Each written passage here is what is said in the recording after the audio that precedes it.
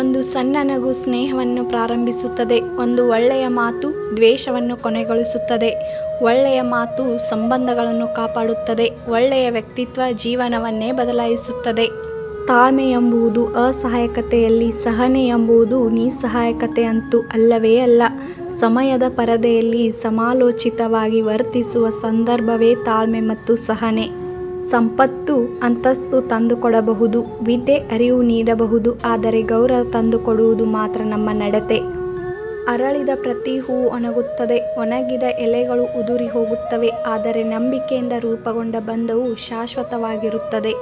ತೆನೆ ಬಿಟ್ಟ ಪೈರು ಬಾಗುತ್ತದೆ, ಗೊನೆ ಬಿಟ್ಟ ಬಾಳೆಯೂ ಬಾಗುತ್ತದೆ, ಫಲ ಬಿಟ್ಟ ಗಿಡವೂ ಬಾಗುತ್ತದೆ. ಈ ಜಗತ್ತಿಗೆ ಏನೂ ಕೊಡದ ಜಂಬದ ಈ ಜೀವ ಬೀಗುತ್ತದೆ. ಬೀಗುವುದು ಸದ್ಗುಣವಲ್ಲ, ಬಾಗುವುದೇ ಒಂದು ಸದ್ಗುಣ. ಬದುಕು ಮನೆಯ ಕಿಟಕಿಯಂತೆ, ತೆರೆದರೆ ಬೆಳಕು, ಇಲ್ಲದಿದ್ದರೆ ಕತ್ತಲು. ಹಾಗೆಯೇ ಶ್ರಮಪಟ್ಟರೆ ಸುಖ, ಇಲ್ಲದಿದ್ದರೆ ದುಃಖ. ಎಲ್ಲವೂ ನಮ್ಮ ಕೈಯಲ್ಲಿದೆ. ಯಾವ ಹಸುವು ತನ್ನ ಕರುವಿಗೆ ಮೇವು ಸಂಗ್ರಹ ಮಾಡಿಟ್ಟು ಸಾಯುವುದಿಲ್ಲ, ಆದರೆ ಮನುಷ್ಯ ಮಾತ್ರ ತನ್ನ ಮಕ್ಕಳಿಗೆ ಬೇಕು, ಮೊಮ್ಮಕ್ಕಳಿಗೆ ಬೇಕು ಎಂದು ಸಂಗ್ರಹಿಸಿಟ್ಟು ಸಾಯುತ್ತಾನೆ. ಇದರಿಂದ ಒಂದು ಮಾತ್ರ ಸತ್ಯ ತಿಳಿಯುತ್ತದೆ: ದೇವರ ಮೇಲೆ ಪ್ರಾಣಿಗಳಿಗಿರುವಷ್ಟು ನಂಬಿಕೆ ಮನುಷ್ಯನಿಗೆ ಇಲ್ಲವೆಂದು. ಆಕಾಶದಿಂದ ಮಳೆಯೂ ಸುರಿಯುತ್ತದೆ ಎಂದು ಯಾವ ನಂಬಿಕೆಯಿಂದ ಗಿಡಮರಗಳು ಬದುಕುತ್ತವೆಯೋ, ಹಾಗೆ ನಮಗೂ ಒಂದು ಒಳ್ಳೆಯ ಕಾಲ ಬಂದೇ ಬರುತ್ತದೆ ಎಂಬ ದೃಢ ನಂಬಿಕೆಯಿಂದ ಬದುಕಬೇಕು. ಪಂಚಾಂಗ ಬರೆದವನು, ಕುಂಡಲಿ ಹಾಕಿದವನು, ಜಾತಕ ನೋಡಿದವನು ಎಲ್ಲ ಮಾನವನೇ ನಿಶ್ಚಯ ಮಾಡುವುದಾದರೆ ಭಗವಂತನಿಗೆ ಏನು ಕೆಲಸ?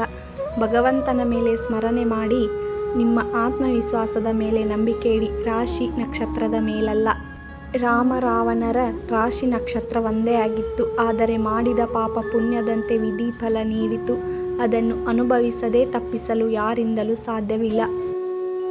ಈ ವಿಡಿಯೋ ಏನಾದರೂ ನಿಮಗೆ ಇಷ್ಟವಾಗಿದ್ದರೆ ಲೈಕ್ ಮಾಡಿ, ಕಮೆಂಟ್ ಮಾಡಿ, ಹಾಗೆ ಫ್ಯಾಮಿಲಿ ಫ್ರೆಂಡ್ಸು ಶೇರ್ ಮಾಡಿ. ಇನ್ನೂ ನನ್ನ ಚಾನಲ್ಗೆ ಸಬ್ಸ್ಕ್ರೈಬ್ ಆಗಿಲ್ಲ ಅಂದರೆ ದಯವಿಟ್ಟು ಹೋಗಿ ಸಬ್ಸ್ಕ್ರೈಬ್ ಆಗಿ, ಪಕ್ಕದಲ್ಲಿರುವ ಬೆಲ್ ಬಟನ್ ಪ್ರೆಸ್ ಮಾಡಿ. ನಾನು ಹಾಕ್ತಾ ಇರೋವಂಥ ವಿಡಿಯೋ ನೋಟಿಫಿಕೇಷನ್ ನಿಮಗೂ ಬರುತ್ತದೆ. ಮತ್ತೆ ಹೊಸ ವಿಡಿಯೋದೊಂದಿಗೆ ಸಿಗ್ತೀನಿ. ಅಲ್ಲಿವರೆಗೂ ನೋಡ್ತಾ ಇರಿ, ಸಪೋರ್ಟ್ ಮಾಡ್ತಾ ಇರಿ. Thank you for watching.